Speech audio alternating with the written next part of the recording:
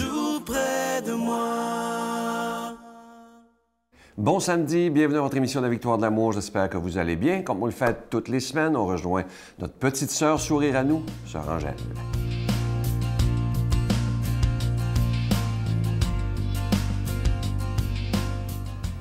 Eh bien oui, bonjour, bon matin, s'approche, là, commencez déjà à penser, à vous organiser. J'en suis sûre, c'est sûr que de ma part, il va falloir que je vous parle de avez-vous fait vos tourtières? Avez-vous fait vos beignes? Est-ce que vous avez pensé à votre dinde? Et prévoyez, parce que des fois, en dernier, il n'en reste plus. C'est sûr, ça fait partie. Parce que la générosité, dès le temps des fêtes, c'est toujours à la grand-maman ou la maman ou le papa. Maintenant, c'est tout le monde qui fait la cuisine. C'est un travail d'équipe et puis c'est un travail de générosité. Et je vais vous parler, la générosité, c'est quoi? Les gens les plus heureux ne sont pas ceux qui possèdent le plus, mais ceux qui donnent le plus. Vous donnez bien peu lorsque vous donnez vos biens, mais lorsque vous donnez de vous-même, ce que vous donnez réellement, c'est quand on donne tout ça. Vous voyez, on a mis un petit soulier, on a mis beaucoup, toutes sortes de monnaies dans le monde entier. C'est pour unir tout ça. Et là, l'esprit s'enrichit de ce qu'on lui donne et le cœur ce qu'il donne. Vous voyez, c'est ça. Je regarde tout ça et puis je me dis, je voudrais vraiment vous dire que pendant les fêtes, la période des fêtes, c'est une période de rassemblement, de dire aux gens vraiment, des fois les personnes seules, vous le recevez chez vous, vous lui faites une place, l'accueil. Marie a accueilli Jésus, elle va l'accueillir, il s'en vient, mais elle a déjà recueilli dans son cœur. Elle est déjà prête à le offrir. Parce que quand il va arriver, là, c'est pas qu'une petite histoire. Hein? C'est gros. C'est gros. C'est le sauveur du monde. Vous imaginez? Souvent, on se pose la question. Alors, ça a été pour Joseph un grand signe de grande générosité, de grand accueil. Vous savez que l'accueil, on est dans une période aussi avec tous les réfugiés, puis tout ce monde. Alors je me dis, soyons des gens d'accueil, des gens que la terre appartient à tout le monde, et surtout pendant les fêtes. Ces gens-là, je ne sais pas où ils vont parce qu'ils arrivent, ils ne savent pas trop où est-ce qu'ils sont. Alors je me dis, le temps des fêtes, il faut penser, pas rien qu'à faire des grands cadeaux, mais les recevoir et leur offrir beaucoup d'amour. Notre Père qui es aux cieux, que ton nom soit sanctifié, que ton règne vienne, que ta volonté soit faite sur la terre comme au ciel. Donne-nous aujourd'hui notre pain de ce jour. Pardonne-nous nos offenses comme nous pardonnons à ceux qui nous ont offensés. Ne nous laisse pas entrer en tentation, mais délivre-nous du mal, car c'est à toi qu'appartient le règne, la puissance et la gloire pour les siècles des siècles. Amen. Feliz Navidad, prospero año y felicidad. Noël, voici le Rédempteur. Célébrons ses louanges et qu'elle chante encore ses dons précieux. Je vous parle encore de ce magnifique cadeau du mois, vraiment une exclusivité de la Victoire de l'amour. Comme je vous dis depuis quelques semaines, c'est probablement le plus beau des cadeaux qu'on a eu depuis peut-être les 22 dernières années. Il est d'une très grande qualité, regardez-le bien à l'écran. C'est un pendentif de la Vierge Marie et de l'Enfant Jésus, plaqué nickel argenté, évidemment qu'il est déjà béni. Et comme c'est plaqué nickel argenté, ça ne ternira pas.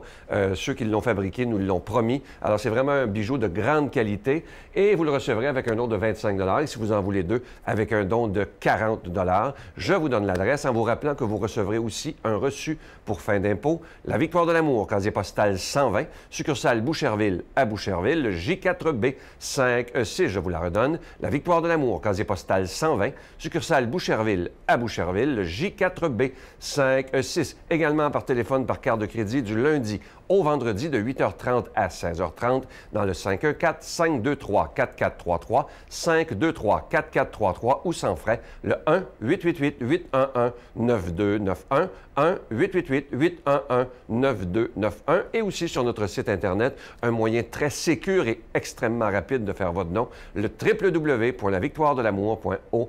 Je veux prendre le temps de vous remercier de tout cœur pour votre offrande spéciale de Noël, parce qu'avec votre don, vous permettez à la Victoire de l'amour de continuer à annoncer la parole de Dieu par le moyen très puissant, évidemment, qu'est la télévision. Alors, merci de tout cœur. Et je m'adresse aussi aux gens qui nous suivent sur Facebook. Merci aussi de votre grande générosité. Merci surtout de votre prière quand on en a vraiment besoin.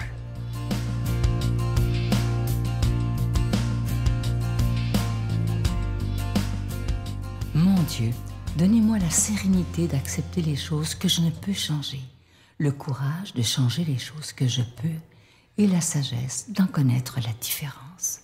Amen. Aujourd'hui, la parole de Dieu est proclamée par notre ami Pierre-Luc Bordelot.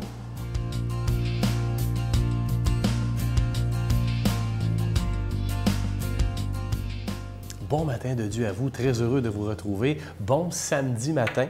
Bon deuxième samedi de l'Avent aussi. Ce matin, on se dirige tranquillement vers la naissance du Christ. La naissance dans nos cœurs, la naissance dans nos foyers. On espère que cette journée-là sera évidemment remplie de sa présence. Ce matin, je suis très heureux de m'arrêter sur un élément dans l'Évangile que je vais lire de Matthieu. Un élément qui, j'espère, là, va faire partie de votre cheminement spirituel, j'allais dire d'ici Noël, mais beaucoup plus tard aussi. Alors, on y va avec l'Évangile selon saint Matthieu. Les disciples interrogèrent Jésus. « Pourquoi donc les scribes disent-ils que le prophète Élie doit venir d'abord? » Jésus leur répondit. « Élie va venir pour remettre tout en place. Mais je vous le déclare, Élie est déjà venu. Au lieu de le reconnaître, ils lui ont fait tout ce qu'ils ont voulu. Le Fils de l'homme, lui aussi, va souffrir par eux. » Alors les disciples comprirent qu'il leur parlait de Jean le Baptiste. Je ne sais pas si j'ai fait exprès pour arrêter sur un élément, vous avez peut-être remarqué, évidemment qu'on va revenir, mais écoutez ça, là, Élie est venu. C'était Jean-Baptiste. Vous vous souvenez qu'il est arrivé avant Jésus un peu quand même. Au lieu de le reconnaître, ils l'ont tué. C'est ce qu'ils ont fait. Et ce sera au tour de Jésus de vivre ça. Ça fait mal de lire ça, on dirait. On se prépare vers Noël, plus vers sa naissance, on s'entend que vers, évidemment, la passion du Christ. Mais pourquoi, à ce moment-là, là, précis, on nous fait ressortir ça? Il y a quelque chose de très important là-dedans. Alors, non seulement on ne le reconnaît pas, mais en plus, on le livre à la mort. Je vais vous poser une question un peu crue, là, mais est-ce qu'on fait ça, nous aussi? Non seulement, je veux dire moi, là, ouais, on parle en jeu, là, je le reconnais pas, et en plus, des fois, je le livre à la mort. C'est un peu sévère, mais j'ai l'impression que je fais ça. Je ne reconnais pas sa présence dans ma vie. Puis en plus, je vais dire ça, là, je tue toute forme de sa présence, des fois, parce que je ne le reconnais pas. C'est figuré, mais en même temps, c'est ça pareil. Et je trouve ça m'affecte, je vous dirais, positivement. Ça me fait du bien, comme un petit choc. Moi, je vais vous donner des exemples là, où on peut reconnaître, parce que c'est ça dont il est question ici, hein, reconnaître la présence de Jésus. Et non pas le livrer à la mort de sa présence. On pourrait dire ça comme ça ici. Là. En tout cas, il y a une partie de cet ordre-là.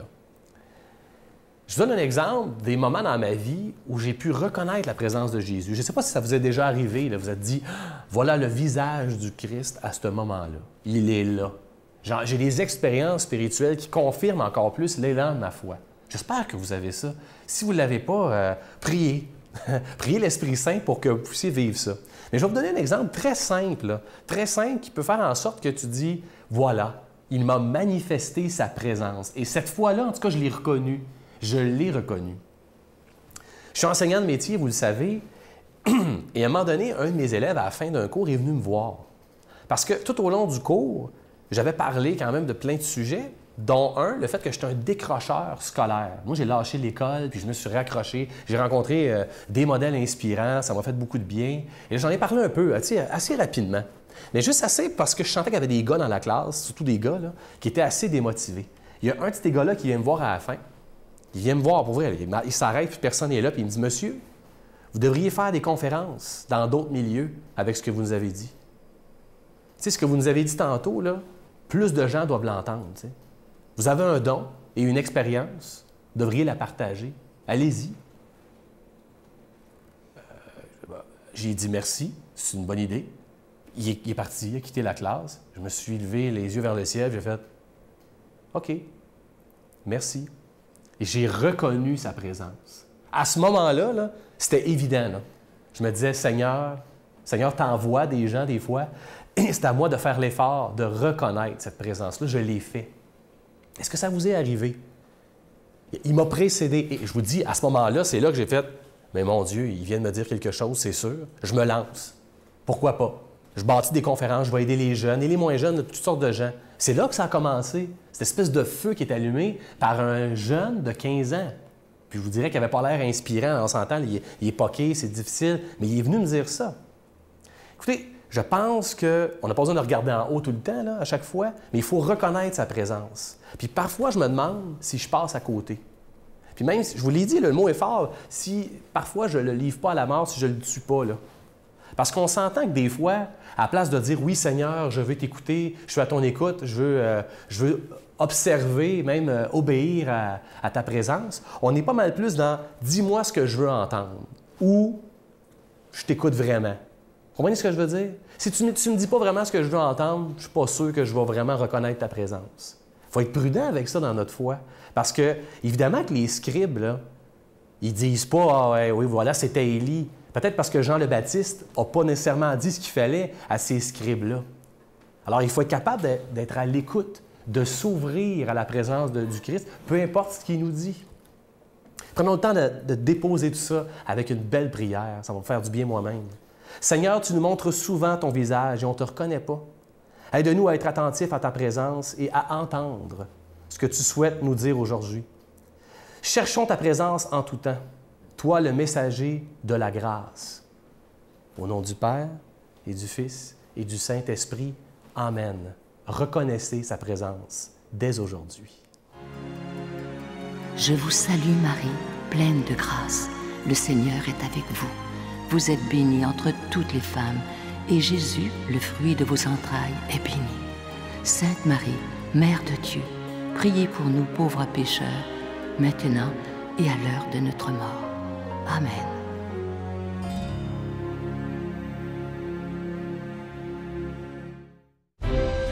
La Victoire de l'amour vous invite à son pèlerinage annuel en République tchèque et en Pologne, du Petit Jésus de Prague à la ville natale de Saint Jean-Paul II, en compagnie de Brigitte Bédard, l'abbé Donald Thompson et la participation occasionnelle de Sylvain Charon. Nous visiterons entre autres les villes de Prague, Cracovie, Auschwitz et plusieurs autres. Nous visiterons aussi la maison natale de Saint Jean-Paul II, du 11 au 22 juin 2018. Informations, réservations, voyage intermission, 514-288-6077 ou 1-800-465-3255.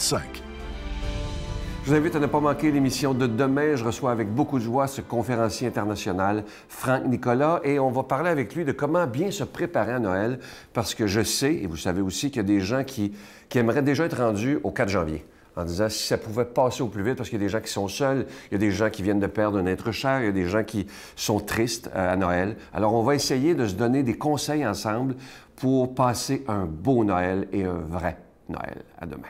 Pourquoi est-ce que Noël, qui est la fête par définition des chrétiens, pourquoi est-ce qu'on ne mettrait pas Noël comme une priorité aussi pour que ce soit réussi? La plupart des gens, vous savez ce qu'ils font? Ils achètent les cadeaux au dernier moment, ils s'habillent au dernier moment, ils y pensent au dernier moment, et du coup, ce n'est que du stress au dernier moment. Ouais.